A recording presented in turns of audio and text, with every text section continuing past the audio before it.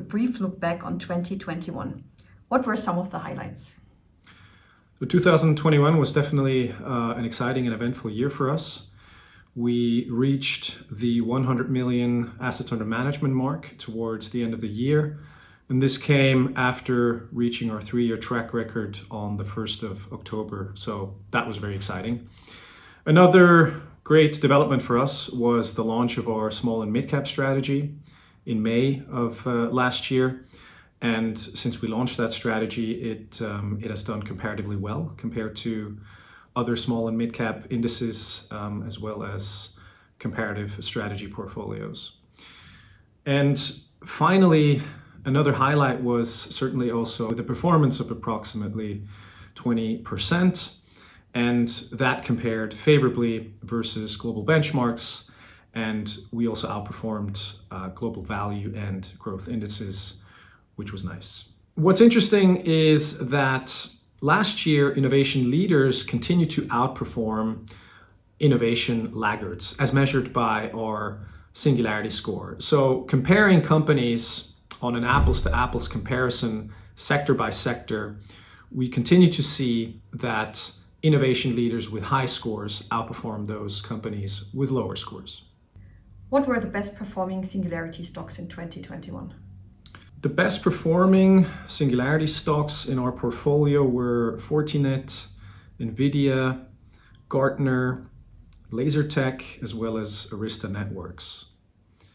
Fortinet was up by 142%, carries a Singularity score of 100%, and it's a leading cybersecurity provider that secures devices and data across networks, the edge, and the cloud. And its sales grew significantly, and it also was able to expand its margins.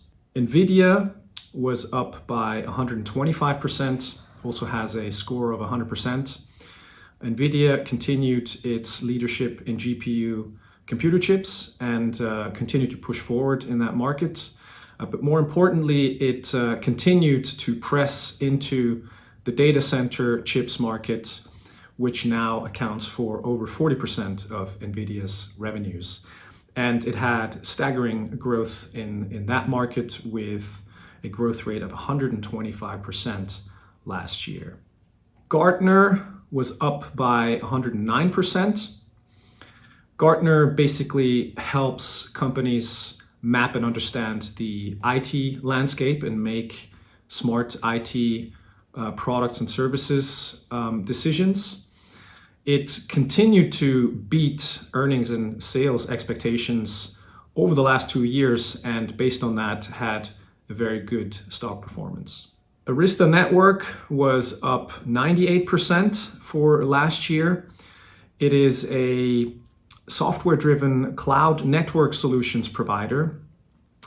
And what it does is basically it provides the building blocks and the backbone to build high performance and high bandwidth networks and data center solutions. LaserTech finally was up by nearly 90% for the year. This is an important company in the semiconductor value chain.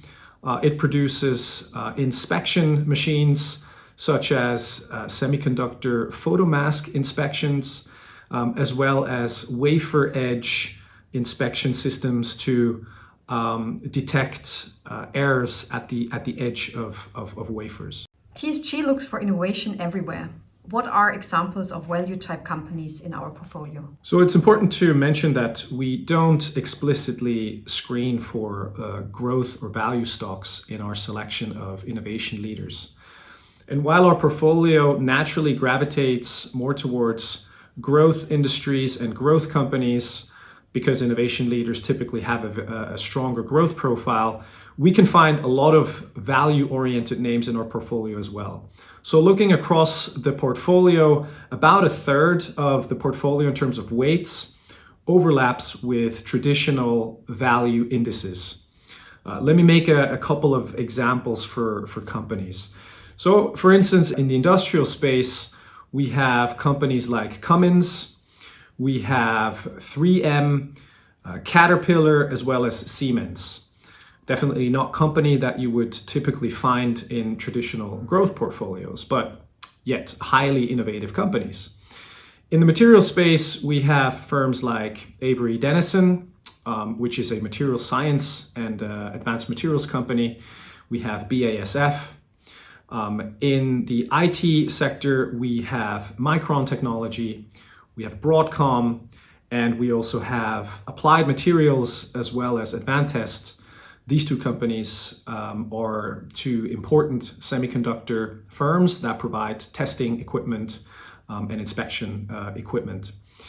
And in the healthcare space, we have companies like Johnson & Johnson, as well as Medtronic. Perhaps the last example in consumer discretionary, Garmin is also a firm with a very reasonable PE ratio that can be found in value indices as well. In our Q4 report, you dive into one of our Singularity sectors, new energy.